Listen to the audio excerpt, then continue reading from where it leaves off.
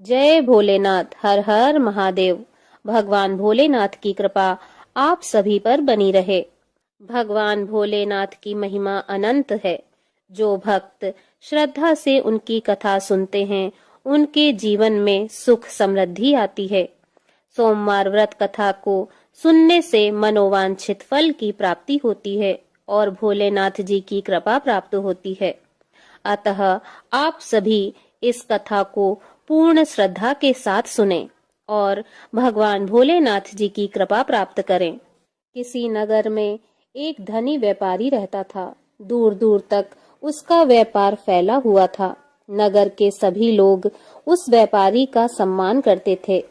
इतना सब कुछ संपन्न होने के बाद भी वह व्यापारी बहुत दुखी था, क्योंकि उसका कोई पुत्र नहीं था, जिस कारण अपने मृत्यु के पश्चात व्यापार के उत्तराधिकारी की चिंता उसे हमेशा सताती रहती थी। पुत्र प्राप्ति की इच्छा से व्यापारी प्रत्येक सोमवार को भगवान शिव जी का व्रत करता था और पूजा किया करता था, और शाम के समय शिव मंदिर में जाकर भगवान शिव जी के सामने घी का दीपक जलाया करता था। उसकी भक्ति देखकर माँ पार्वती प्रसन्न हो गईं और भगवान शिव जी से उस व्यापारी की मनोकामना पूर्ण करने का निवेदन करने लगी। भगवान शिव जी बोले, इस संसार में सबको उसके कर्म के अनुसार फल की प्राप्ति होती है। जो प्राणी जैसा कर्म करते हैं, उन्हें वैसा ही फल प्राप्त होता है। भगवान शिव जी के द्वारा समझाने पर भी माता पार्वती नहीं मानी और उस व्यापारी की मनोकामना पूर्ति हेतु वे भगवान शिव जी से बारंबार अनुरोध करती रहीं। अंततः माता के आग्रह को देखकर भगवान भोलेनाथ को उस व्यापारी को पुत्र प्राप्ति का वरदान देना पड़ा। वरदान देने के पश्चात भगवान भोलेनाथ माता पार्वती से बोले, आपके आग्रह पर मैंने पुत्र प्राप्ति का वरदान तो दे दिया, परंतु इसका यह पुत्र 16 वर्ष से अधिक समय तक जीवित नहीं रहेगा। उसी रात भगवान शिव जी उस व्यापारी के स्वप्न में आए और उसे पुत्र प्राप्ति का वरदान दिया और उसके पुत्र के 16 वर्ष तक जीवित रहने की बात बताई। भगवान के वरदान से व्यापारी को खुशी तो हुई, लेकिन पुत्र की अल्प आयु की चिंता ने उस खुशी को नष्ट कर दिया। व्यापारी पहले की तरह सोमवार के दिन भगवान शिव जी का विधिवत व्रत करता रहा। कुछ महीनों के बाद उसके घर एक अति सुंदर बालक ने जन्म लिया और घर में खुशियां ही खुशियां भर गईं। बहुत धूमधाम से पुत्र जन्म का समारोह मनाया गया, परंतु व्यापारी को पुत्र जन्म की अधिक खुशी नहीं हुई, क्योंकि उसे पुत्र की अल्प आयु के रहस्य का पता था। जब पुत्र 12 वर्ष का हुआ तो व्यापारी ने उसे उसके मामा के साथ पढ़ने के लिए काशी भेज दिया। लड़का अपने मामा के साथ शिक्षा प्राप्ति हेतु चल दिया। रास्ते में जहाँ भी मामा भांजे विश्राम हेतु रुकते, वहीं यज्ञ करते और ब्राह्मणों को भोजन कराते। लंबी यात्रा के बाद मामा भांजे एक नगर में पहुंचे। उस दिन नगर के राजा की कन्या का विवाह था, जिस कारण पूरे नगर को सजाया गया था। निश्चित समय पर बारात आ गई, लेकिन वर का पिता अपने बेटे के एक आंख से काने होने के कारण बहुत चिंतित था। उसे भय था कि इस बात का पता चलने पर कहीं राजा विवाह से इनकार न कर दे, इससे उसकी बदनामी होगी। जब वर के पिता ने व्यापारी के पुत्र को देखा तो उसके मस्तिष्क में एक विचार आया। उसने सोचा, क्यों न इस लड़के को दुल्हा बनाकर राजकुमारी से विवाह करा दूं। विवाह के बाद इसको धन देकर विदा कर दूंगा और राजकुमारी को अपने नगर ले जाऊंगा। वर के पिता ने लड़के के मामा से इस संबंध में बात की। मामा ने धन मिलने के लालच में वर के पिता की बात स्वीकार कर ली। लड़के को दूल्हे का वस्त्र पहनाकर राजकुमारी से विवाह करा दिया। राजा ने बहुत सारा धन देकर राजकुमारी को विदा किया। शादी के बाद लड़का जब राजकुमारी के साथ लौट रहा था तो वह सच नहीं छिपा सका और उसने राजकुमारी की ओढ़नी पर लिख दिया, राजकुमारी, तुम्हारा विवाह मेरे साथ हुआ था। मैं तो काशी पढ़ने जा रहा हूँ और अब तुम्हें जिस नवयुवक की पत्नी बनना पड़ेगा वह कान्हा है। जब राजकुमारी ने अपनी ओढ़नी पर लिखा हुआ पढ़ा तो उसने काने लड़के के साथ जाने से इनकार कर दिया। राजा को जब ये सब बातें पता लगी तो उसने राजकुमारी को महल में ही रख लिया। उधर लड़का अपने मामा के साथ काशी पहुंच गया और गुरुकुल में पढ़ना शुरू कर दिया। जब उसकी उम्र 16 वर्ष की हुई तो उसने यज्ञ किया।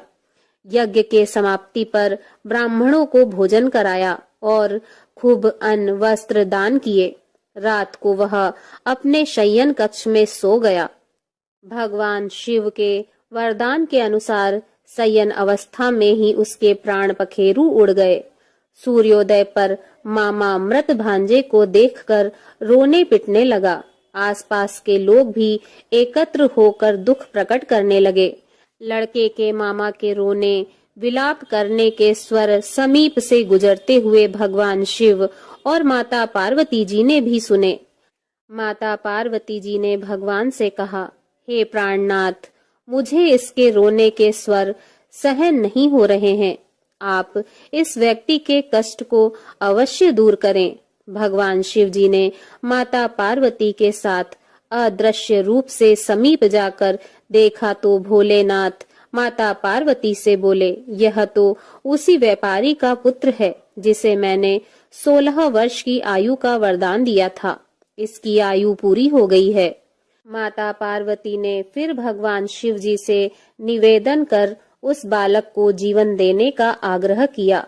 माता पार्वती के आग्रह पर भगवान शिव जी ने उस लड़के को जीवित होने का वरदान दिया और कुछ ही पल में वह जीवित होकर उठ बैठा। शिक्षा समाप्त करके लड़का मामा के साथ अपने नगर की ओर चल दिया। दोनों चलते हुए उसी नगर में पहुंचे जहां उसका विवाह हुआ था। उस नगर में भी यज्ञ का आयोजन किया। समीप से गुजरते हुए नगर के राजा ने यज्ञ का आयोजन देखा और उसने तुरंत ही लड़के और उसके मामा को पहचान लिया। यज्ञ के समाप्त होने पर राजा मामा और लड़के को महल में ले आया और कुछ दिन उन्हें महल में रखकर बहुत सा धन वस्त्र आदि देकर राजकुमारी के साथ विदा कर दिया। इधर भूखे प्यासे रहकर व्यापारी और उसकी पत्नी बेटे की प्रतीक्षा कर रहे थे। उन्होंने प्रतिज्ञा कर रखी थी कि यदि उन्हें अपने बेटे की मृत्यु का समाचार मिला तो दोनों अपने प्राण त्याग देंगे। परंतु जैसे ही उसने बेटे के जीवित वापस लौटने का समाचार सुना तो वह बहुत प्रसन्न हुआ। वह अपनी पत्नी और मित्रों के साथ नगर के द्वार पर पहुंचा। अपने बेटे के विवाह का समाचार सुनकर पुत्र वधू राजकुमारी को देखकर उसकी खुशी का ठिकाना न रहा। उसी रात भगवान शिव जी ने व्यापारी के स्वप्न में आकर कहा, हे श्रेष्ठी, मैंने तेरे सोमवार के व्रत करने और व्रत कथा सुनने से प्रसन्न होकर तेरे पुत्र को लंबी आयु प्रदान की है। पुत्र की लंबी आयु जानकर व्यापारी बहुत प्रसन्न हुआ। शिव भक्त होने तथा सोमवार व्रत करने से व्यापारी की सभी मनोकामनाएं पूर्ण हुई। इसी प्रकार जो भक्त सोमवार का विधिवत व्रत करते हैं और व्रत कथा सुनते हैं, उनकी सभी इच्छाएं पूरी होती हैं। प्रेम से बोलिए जय भोलेनाथ। ओम नमः पार्वती पते हर हर महादेव। ओम जय शिव ओमकारा, प्रभु हर शिव ओमकारा, ब्रह्मा विष्णु सदा शिव, ब्रह्मा विष्णु सदा शिव, अर्धांगी धारा। ओम जय शिव ओमकारा। एकानन चतुरानन पंचानन राजे, स्वामी पंचानन राजे। हंसासन गरुणासन, हंसासन गरुणासन, वृषवाहन साजे, ओम जय शिव ओमकारा।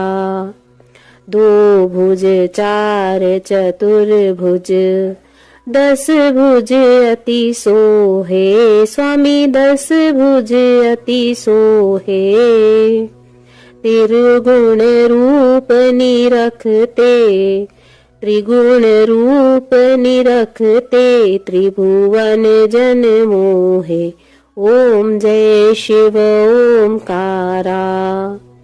अक्षमाला वनमाला, मुंडमाला धारी, स्वामी मुंडमाला धारी।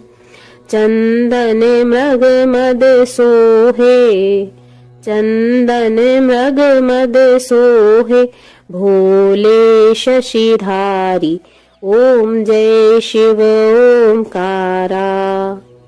श्वेतांबर पीतांबर, बागांबर अंगे, स्वामी बागांबर अंगे।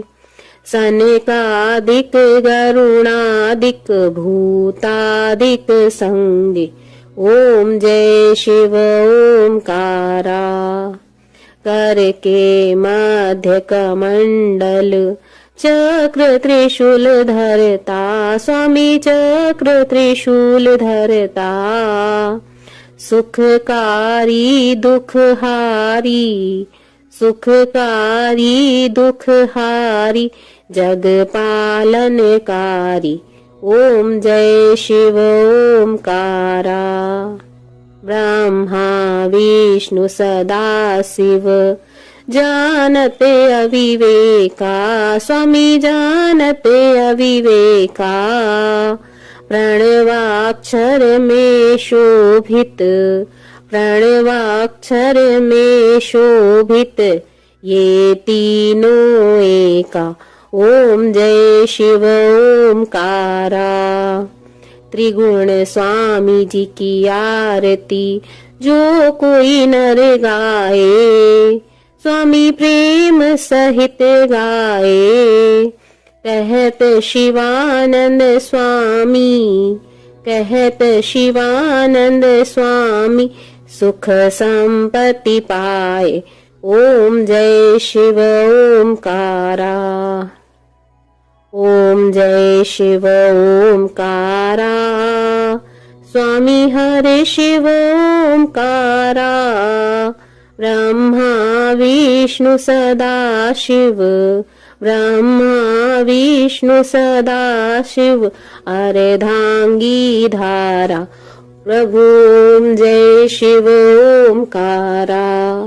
बोलिए भगवान भोलेनाथ की जय। ओम नमः पार्वती पते, हर हर महादेव शिव शंभु।